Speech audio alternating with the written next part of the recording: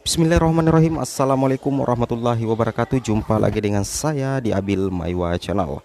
Jadi teman-teman, channel ini merupakan channel pendidikan tempat kita berbagi tentang aplikasi pendidikan, Microsoft Office, serta tips dan triks komputer. Jadi di video kali ini kembali lagi admin akan berbagi sebuah video tentang soal teman-teman ya, berkaitan dengan seleksi guru P3K di tahun 2021. Yang admin bagikan di sini adalah bagaimana cara kita memahami tentang soal kompetensi sosiokultural guru honorer, dan jangan remehkan tipe soal ini di seleksi P3K guru di tahun 2021. Nah, di video kali ini judul video admin di sini adalah soal kompetensi sosiokultural guru honorer, jangan remehkan tipe soal ini seleksi P3 guru. Nah, di sini tanpa berbasa-basi lagi teman-teman ya, kita langsung ke videonya saja. Jadi soal nomor 1 adalah dalam situasi terjadi perdebatan karena perbedaan pendapat, biasanya aku. Nah, ini adalah contoh soalnya teman-teman. Ini adalah contoh soal sosial kultural ya. Jadi teman-teman jangan meremehkan soal ini, karena soal ini tetap menjadi tipe soal sosiokultural, itu tetap menjadi penentu bagi teman-teman guru honorer untuk lolos di tahap 1 seleksi P3K di tahun 2021. Oke, untuk pilihannya adalah dalam situasi terjadi perdebatan karena perbedaan pendapat, biasanya aku. A. Meninggalkan ruangan karena aku tidak tahan mendengar perdebatan. B. Berusaha menengahi supaya perbedaan tidak terjadi berkepanjangan. C. Berusaha memahami kedua belah pihak mengapa sampai terjadi perdebatan.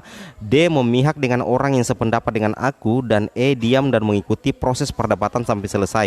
Jadi di sini kita dituntut untuk mengambil sebuah langkah agar situasi perbedaan pendapat dalam perdebatan itu tidak menimbulkan kerusuhan teman-teman, tidak menimbulkan pertengkaran di antara rapat yang di antara para teman-teman yang melakukan perdebatan seperti itu ya. Nah, di sini silakan teman-teman pilih dulu jawabannya dan komen di kolom komentar sebanyak-banyaknya 5, 4, 3, 2, 1. Nah, di sini kata kuncinya tentunya ada teman-teman ya. Di sini ada perbedaan pendapat dan ada perdebatan. Apa yang harus kita lakukan agar perdebatan itu yang menimbulkan perbedaan pendapat tidak menimbulkan kericuhan di dalam rapat tersebut? Nah, di sini admin mengambil jawaban yang paling tepat, itu adalah B. Berusaha menengahi supaya perbedaan tidak terjadi berkepanjangan. Karena kalau kita tidak menengahi perdebatan tersebut, bisa jadi perbedaan pendapat itu tidak akan menemui titik terangnya dan perdebatan akan berkepanjangan teman-teman ya. Nah, kalau kita pilih A, meninggalkan ruangan, itu kurang masuk akal teman-teman lah. Itu kurang memiliki jiwa sosial yang baik. Kemudian berusaha memahami kedua belah pihak mengapa sampai terjadi perdebatan. Ini sebenarnya benar, bagus, tapi sebenarnya ini sudah tidak masuk dalam kategori untuk mengatasi, karena teman-teman kan ikut dalam perdebatan tersebut, otomatis teman-teman ini sudah memahami apa yang mereka perdebatkan. Jadi tidak usah lagi dipahami karena sebelumnya memang teman-teman sudah pahami, berarti bukan ini. Kemudian memihak dengan orang yang sependapat dengan aku, ini tidak menyelesaikan masalah teman-teman ya, malahan akan menimbulkan masalah baru. Sedangkan E, diam dan mengikuti proses perdebatan sampai selesai. Ini kalau kita diam di tempat saja, secara otomatis perdebatan itu tidak akan selesai teman-teman ya, kalau kita tidak mengambil langkah konkret yang bisa menengahi. Jadi yang paling tepat ini adalah B, adalah berusaha menengahi supaya perbedaan tidak terjadi berkepanjangan. Ini tipe soal yang memungkinkan sekali teman-teman ya untuk muncul di seleksi guru P3K, tepatnya di sosiokultural ya, di tahap 1 nantinya. Oke, kita pindah ke soal berikutnya. Soal berikutnya ini teman-teman ya, bagaimana reaksi kamu menyikapi suatu aksi kekerasan yang sering terjadi di jalanan? Nah, di sini bagaimana reaksi teman-teman ketika teman-teman sering melihat aksi kekerasan yang ada di jalanan? Nah, silakan teman-teman tentukan pilihan jawabannya dulu. 5, 4, 3, 2, 1 dan komen sebanyak-banyaknya di kolom komentar seperti itu. Nah, A, takut dan trauma saat berada di jalan. Nah, itu opsi pertama. B, tidak ambil pusing dengan kejadian tersebut. Ini yang banyak kejadiannya juga, kalau ada orang berkelahi di pinggir jalan itu tidak ambil pusing dan langsung saja meninggalkan tempat ya. Oke lah, it's okay. C, melaporkan aksi yang ada dan tetap waspada pada saat berkendara di jalan. D, hanya asyik menonton tanpa melakukan sesuatu. Sebisa mungkin mencari kawan ketika melewati jalan tersebut. Nah, di sini yang paling bagus jawabannya di sini kira-kira apa teman-teman ya? Jadi jawaban yang paling bagus di sini adalah yang paling bijak yang bisa kita ambil adalah C. Mungkin teman-teman sependapat dengan ini, yaitu melaporkan aksi yang ada dan tetap waspada pada saat berkendara di jalan. Seperti itu. Mungkin ini yang jawaban yang paling tepat teman-teman ya. Oke, kita lanjut ke soal nomor 3. Soal nomor 3 adalah bila pimpinan aku memberikan pendapat dan masukan kepada aku, maka. Nah, istilahnya kata kunci yang di sini adalah pimpinan memberikan pendapat dan masukan kepada kita, maka kita harus apa? Nah, teman-teman silakan tentukan pilihan jawabannya 5, 4, 3, 2, 1. Nah, opsi jawaban pertama adalah aku tidak peduli karena aku sudah bekerja dengan kemampuan aku. B, aku menerimanya dan mendengarkannya. C, aku mengintrospeksi diri, aku kemudian memperbaikinya. D, pemimpin aku memang orangnya perfeksionis. Dan E, aku senang bila ada yang memberikan kritik dan saran pada aku. Nah, jawaban yang paling logis di sini ada dua sebenarnya, tapi kita hapus dulu yang tidak logis, yang tidak masuk akal atau tidak bagus, tidak sesuai dengan pertanyaan yang ada. Aku tidak peduli, berarti ini sudah tidak masuk kategori. Aku menerimanya, oke. Kemudian aku mengintrospeksi diri, oke. Pemimpin aku memang orangnya perfeksionis, ini bukan ini yang ditanyakan.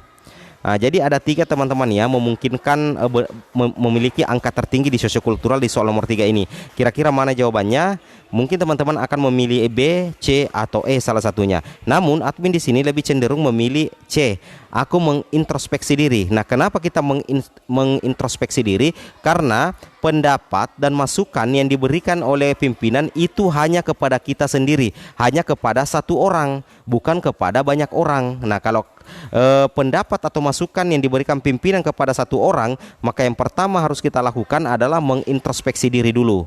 Bukan langsung menerima dan mendengarkan, bukan senang juga, tapi ini kita harus introspeksi diri. Kenapa justru kita sendiri yang ditegur atau diberikan masukan oleh pimpinan kita? Seperti itu ya. Kenapa bukan teman kita yang lain? Jadi kita harus introspeksi diri kemudian memperbaikinya. Seperti itu ya. Mungkin C yang paling tepat teman-teman. Namun apabila teman-teman berbeda pendapat dengan admin, silakan komen di kolom komentar. Oke, kita lanjut ke soal berikutnya. Soal nomor 4 adalah kawan sekantor aku mengalami musibah. Di saat yang sama ada pekerjaan penting yang harus diselesaikan. Nah, ini tentunya teman-teman ini harus berpikir berpikir ganda. Apakah teman-teman bagaimana caranya pekerjaan teman-teman selesai dan teman-teman bisa istilahnya tetap mengetahui kondisi dari teman sekantor ya. Artinya 2 pekerjaan ini bisa selesai teman-teman tanpa meninggalkan salah satunya. Itu yang dituntut di soal ini ya, seperti itu. Jadi untuk opsi jawabannya yang pertama itu adalah memprioritaskan kawan aku karena kami bagaikan keluarga. B, menunda pekerjaan aku dan pergi untuk melihat kondisinya. C, teman aku pasti bila aku sibuk. D, bersama kawan yang lain pergi untuk melihat kondisinya. E, menelpon dan memastikan kondisinya lalu bekerja kembali. Nah, teman-teman silakan pilih jawaban yang paling tepat sesuai dengan kasus yang ada di soal 5, 4, 3, 2, 1. Nah, jawaban yang paling tepat untuk soal nomor 4 ini adalah E, menelpon kemudian memastikan kondisinya lalu bekerja kembali. Kita menelpon dulu kemudian menanyakan kondisinya. Jika kondisinya itu membaik, maka teman-teman silakan lanjutkan bekerja. Dan jika kondisinya memburuk, teman-teman selesaikan dulu pekerjaan jika masih bisa. Tapi kalau sudah tidak bisa, langsung saja menjenguk teman kita tersebut. Artinya pekerjaan bisa tetap terselesaikan dan kita sudah mengetahui kondisi dari teman kita. Ini yang dimaksud dari soal ini, karena ada pekerjaan penting yang harus diselesaikan. Berarti kita tidak bisa memilih salah satunya teman-teman ya. Kita harus memilih kedua-duanya, seperti itu. Jadi ditentukan sikap yang tepat untuk bisa menyelesaikan kasus ini. Oke, kita pindah ke soal nomor berikutnya. Soal nomor berikutnya adalah dalam suatu grup kerja, biasanya anggota grup terdiri dari berbagai latar belakang budaya dan aku merasa A, sebagian orang menerima bila aku dapat mengikuti aturan dalam grup. B, perlu berhati-hati akan apa yang bisa aku katakan atau aku perbuat di dalam grup kerja. C, benar-benar aman menjadi diri sendiri dan aku tidak pernah berkonflik dengan anggota kerja yang lain. D, tidak pernah menjadi diri sendiri dalam grup kerja. D, tidak cukup berani untuk menjadi diri sendiri dalam grup kerja. Nah, pertanyaan cukup membingungkan. Silakan teman-teman jawab dulu. 5, 4, 3, 2, 1. Nah, di sini kita coba baca ulang soalnya. Dalam suatu grup kerja, biasanya anggota grup terdiri dari berbagai latar belakang budaya. Jadi anggota grup kita ini banyak suku bangsa di dalamnya teman-teman, banyak budaya yang berbeda. Dan aku merasa apa? Nah, kira-kira aku merasa apa?